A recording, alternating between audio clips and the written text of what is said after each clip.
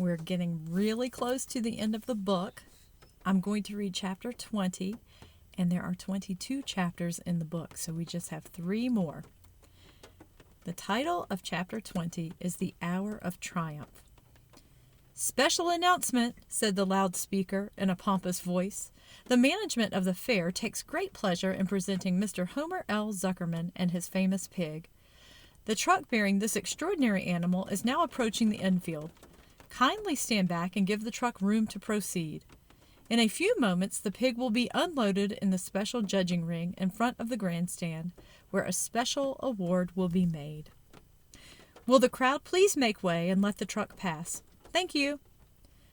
Wilbur trembled when he heard this speech. He felt happy but dizzy.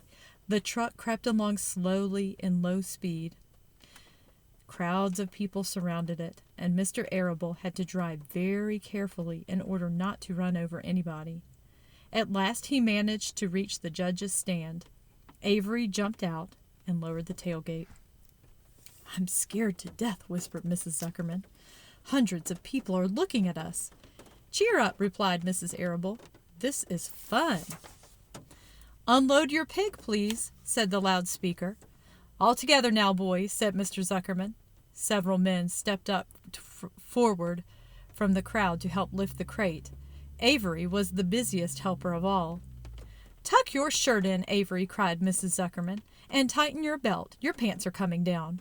"Can't you see I'm busy?" replied Avery in disgust. "Look," cried Fern, pointing. "There's Henry." "Don't shout, Fern," said her mother, "and don't point." "Can I please have some money?" asked Fern. "Henry invited me to go on the Ferris wheel again, only I don't think he has any money left. He ran out of money." Mrs. Arable opened her handbag. "Here," she said. "Here is 40 cents. Now don't get lost, and be back at our regular meeting place by the pig pen very soon." Fern raced off, ducking and dodging through the crowd in search of Henry. "The Zuckerman pig is now being taken from his crate," boomed the voice of the loudspeaker. "Stand by for an announcement." Templeton crouched under the straw at the bottom of the crate. "What a lot of nonsense," muttered the rat. "What a lot of fuss about nothing." Over in the pig pen, silent and alone, Charlotte rested. Her 2 front legs embraced the egg sack. Charlotte could hear everything that was said on the loudspeaker. The words gave her courage. This was her hour of triumph. As Wilbur came out of the crate, the crowd clapped and cheered. Mr. Zuckerman took off his cap and bowed. Lurvy pulled his big handkerchief from his pocket and wiped the sweat from the back of his neck. Avery knelt in the dirt by Wilbur's side, busily stroking him and showing off. Mrs. Zuckerman and Mrs. Arable stood at the running board of the truck. "Ladies and gentlemen," said the loudspeaker, "we now present Mr. Homer L. Zuckerman's distinguished pig. The fame of this unique animal has spread to the far corners of the earth, attracting many valuable tourists to our great state. Many of you will recall that never-to-be-forgotten day last summer when the writing appeared mysteriously in the spider's web in Mr. Zuckerman's barn, calling the attention of all to the fact that this pig was completely out of the ordinary. This miracle has never been fully explained, although learned men have visited the Zuckerman pig pen to study and observe the phenomenon. In the last analysis, we simply know that we are dealing with supernatural forces here, and we should all feel proud and grateful. In the words of the spider's web, ladies and gentlemen, this is some pig." Wilbur blushed. He stood perfectly still and tried to look his best. "This magnificent animal," continued the loudspeaker, "is truly terrific. Look at him, ladies and gentlemen. Note the smoothness and whiteness of his coat. Observe the spotless skin, the healthy pink glow of ears and snout." "It's the buttermilk," whispered Mrs. Arable to Mrs. Zuckerman. "Note the general radiance of this animal. Then remember the day when the word radiant appeared clearly on the web. Whence came this mysterious writing? Not from the spider, we can rest assured of that. Spiders are very clever at weaving their webs, but needless to say, spiders cannot write." "Oh, they can't they?" murmured Charlotte to herself. Ladies and gentlemen, continued the loudspeaker, I must not take any more of your valuable time. On behalf of the governors of the fair, I have the honor of awarding a special prize of $25 to Mr. Zuckerman, together with a handsome bronze medal, suitably engraved in token of our appreciation of the part played by this pig, this radiant, this terrific, this humble pig, in attracting so many visitors to our great county fair. Wilbur had been feeling dizzier and dizzier throughout this long complimentary speech. When he heard the crowd begin to cheer and clap again, he suddenly fainted away. His legs collapsed, his mind went blank, and he fell to the ground unconscious. "What's wrong?" asked the loudspeaker. "What's going on, Zuckerman? What's the trouble with your pig?"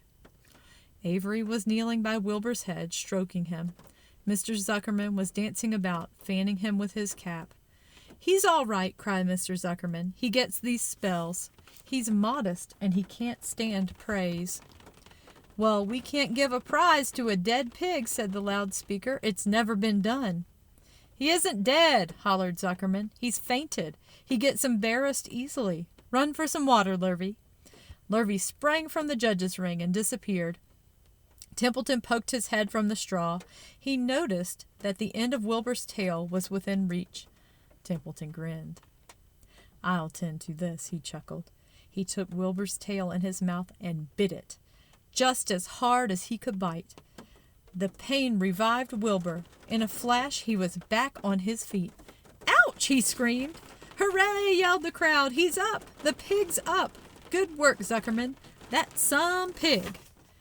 Everyone was delighted. Mr. Zuckerman was the most pleased of all. He sighed with relief. Nobody had seen Templeton. The rat had done his work well. And now one of the judges climbed into the ring with the prizes. He handed Mr. Zuckerman 2 $10 bills and a $5 bill. Then he tied the medal around Wilbur's neck. Then he shook hands with Mr. Zuckerman while Wilbur blushed. Avery put out his hand, and the judge shook hands with him too. The crowd cheered. A photographer took Wilbur's picture. A great feeling of happiness swept over the Zuckermans and the Arables. This was the greatest moment in Mr. Zuckerman's life. It is deeply satisfying to win a prize in front of a lot of people.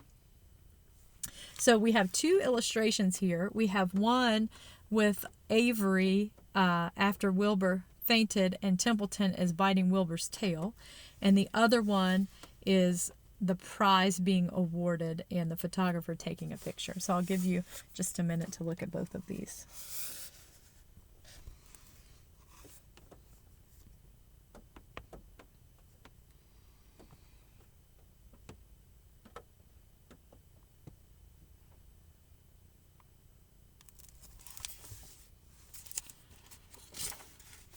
As Wilbur was being shoved back into the crate, Lurvy came charging through the crowd, carrying a pail of water. His eyes had a wild look. Without hesitating a second, he dashed the water at Wilbur. In his excitement, he missed his aim, and the water splashed all over Mr. Zuckerman and Avery. They got soaking wet. "For goodness sake," bellowed Mr. Zuckerman, who was really drenched. "What ails you, Lurvy? Can't you see the pig is all right?" "You asked for water," said Lurvy meekly.